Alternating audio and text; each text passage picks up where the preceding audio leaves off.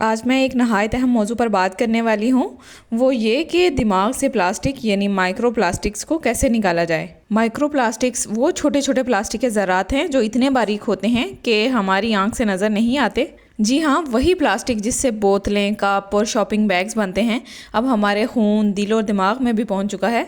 लेकिन सवाल ये है कि ये वहाँ पहुँचा कैसे और क्या हमारा जिस्म इसे निकाल सकता है। दिमाग हमारी बॉडी का वो ऑर्गन है जिसमें सबसे ज़्यादा माइक्रो प्लास्टिक्स जमा होते हैं। रिसर्च के मुताबिक दिमाग में जिगर और गुर्दों के मुकाबले में 7 से 30 गुना ज़्यादा माइक्रो प्लास्टिक्स पाए जाते हैं।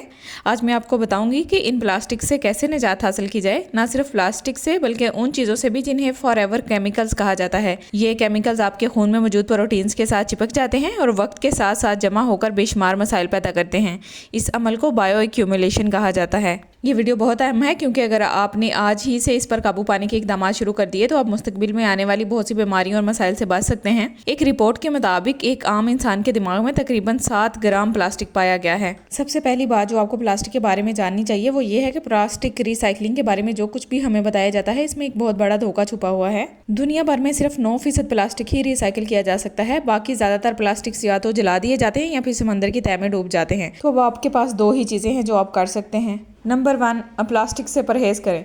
अभी इस पर तफसील से बात करते हैं। और नंबर 2, हम अपने जिस्म के अंदर कुछ ऐसे काम कर सकते हैं जो प्लास्टिक और रबड़ के केमिकल्स को डिटॉक्स यानी साफ़ करने में मदद देते हैं। सबसे पहले बात करते हैं दिमाग की। दिमाग के अंदर एक ख़ास निज़ाम होता है जिसे लिम्फेटिक सिस्टम कहते हैं। ये बिल्कुल एक डिश वॉशर, बर्तन धोने वाली मशीन की तरह काम करता है जो दिमाग के अंदर मौजूद जहरीले मादों को साफ करता है। ये निज़ाम उस वक्त मौसर तरीके से काम करता है जब आपको गहरी और मयारी नींद मिल रही हो। यानी अगर आप अच्छी गहरी नींद लेते हैं तो आपका दिमाग प्लास्टिक से खुद को साफ करने के अमल में बेहतर तौर पर काम करता है। प्लास्टिक को जिस्म से निकालने का एक और तरीका है जिसे ऑटोफेजी कहते हैं। ये एक ऐसा अमल है जिसमें हमारी बॉडी खुद अपने जहरीले और ख़राब सेल्स को साफ करती है। ऑटोफेजी को एक्टिव करने का बेहतरीन तरीका है कि फास्टिंग करें।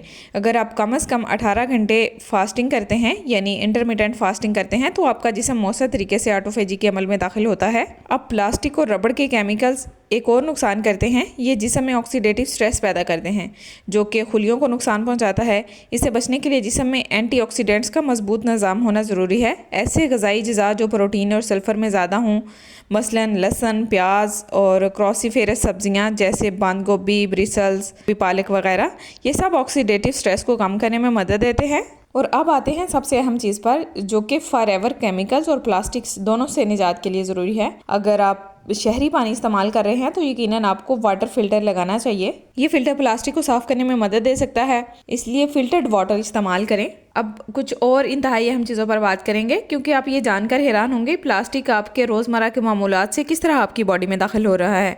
सबसे पहले प्लास्टिक के कटिंग बोर्ड्स, इन्हें फ़ौरन ख़त्म करें क्योंकि जब आप प्लास्टिक बोर्ड पर छुरी चलाते हैं तो उससे छोटे छोटे प्लास्टिक के ज़रार टूटकर सीधे आपके खाने में शामिल हो जाते हैं। इसी तरह कॉफ़ी फ़िल्टर्स में भी प्लास्टिक पाया जाता है। अगर आप कॉफ़ी इस्तेमाल करते हैं तो बायोडिग्रेडेबल फ़िल्टर्स इस्तेमाल करें जो प्लास्टिक फ्री और सर्टिफाइड हों। इसके अलावा टी बैग्स भी अक्सर प्लास्टिक से बने होते हैं, इसलिए कोशिश करें आपको कुदरती फाइबर से बने हुए प्लास्टिक फ्री टी बैग्स इस्तेमाल करें। इसके अलावा बेबी बॉटल्स यानी बच्चों के फीडर, यकीनन ब्रेस्ट फीडिंग सबसे बेहतरीन तरीका है, लेकिन अगर ऐसा मुमकिन नहीं है तो ग्लास की बॉटल इस्तेमाल करें।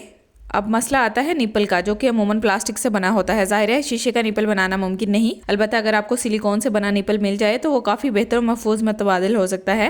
इसके साथ साथ आपको चाहिए कि प्लास्टिक बॉटल की जगह स्टेनलेस स्टील की वाटर बॉटल इस्तेमाल करें और इसमें ऐसा पानी भरें जिस पर आप भरोसा कर सकते हैं। अब अगर आप ग्रोसरी स्टोर में सफाई के सामान या दीगर चीज़ें खरीदने जाएं तो कोशिश करें कि प्लास्टिक फ्री स्पंजेस खरीदें। मैं ये बात सिर्फ इसलिए कह रही हूँ क्योंकि ज़्यादातर लोगों को पता ही नहीं होता कि ऐसे स्पंजेस भी दस्तयाब हैं। बस आपको इस चीज़ का पता होना चाहिए। और आखिर में प्लास्टिक का एक और बड़ा जरिया है कैंस की अंदरूनी तह। यहाँ तक कि जो कैंड बॉटल्स हम पीते हैं, पानी पीते हैं जो कि कैंस में होता है, इसमें भी प्लास्टिक पाया जाता है। कैंस के अंदर प्लास्टिक की एक बारीक तह लगी होती है और यकीनन इसे अपने जिस्म में नहीं लेना चाहिए। अब बात करते हैं टूथब्रश की। टूथब्रश के ब्रिसल्स भी प्लास्टिक के बने होते हैं। इसका बेहतरीन अल्टरनेटिव है मिसवाक। आपको चाहिए कि मिसवाक करें। ये एक सादा और सस्ता हल है, इससे आप अपने जिस्म पर प्लास्टिक का बोझ भी कम कर सकते हैं। अब आते हैं कुकवेयर यानी बर्तनों की तरफ। अगर आप टेफ्लॉन वाले बर्तन इस्तेमाल कर रहे हैं और नॉन स्टिक बर्तन इस्तेमाल कर रहे हैं तो इन्हें फ़ौरन बदल दें। इनकी जगह स्टेनलेस स्टील या सिरामिक के बर्तन इस्तेमाल करें।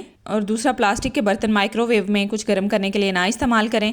हमेशा ग्लास के बर्तन इस्तेमाल करें और खाना ग्लास के डब्बों में स्टोर करें, प्लास्टिक के नहीं। लिहाजा माइक्रोवेव में जो कुछ भी रखते हैं इसके मवाद और बर्तन दोनों पर ख्याल रखें। अगर आप आज ही से अपने जिस्म पर प्लास्टिक और फॉरएवर केमिकल्स का बोझ कम करना शुरू कर दें तो आप मुस्तकबिल में आने वाली बहुत सी बीमारियों और मसाइल से बच सकते हैं। और मेरा मकसद यही चीज़ों को रोकना है, बीमारियों की रोकथाम है। बदकिस्मती से मौजूदा मेडिकल सिस्टम प्रिवेंशन पर नहीं बल्कि इलाज पर तवज्जो देता है, जबकि मैं जिस चीज़ की बात कर रही हूँ वो है असल में बीमारियों से बचाव। लिहाजा इस बात को याद रखें, दूसरों तक पहुँचाएं और मिलते हैं अगली वीडियो में।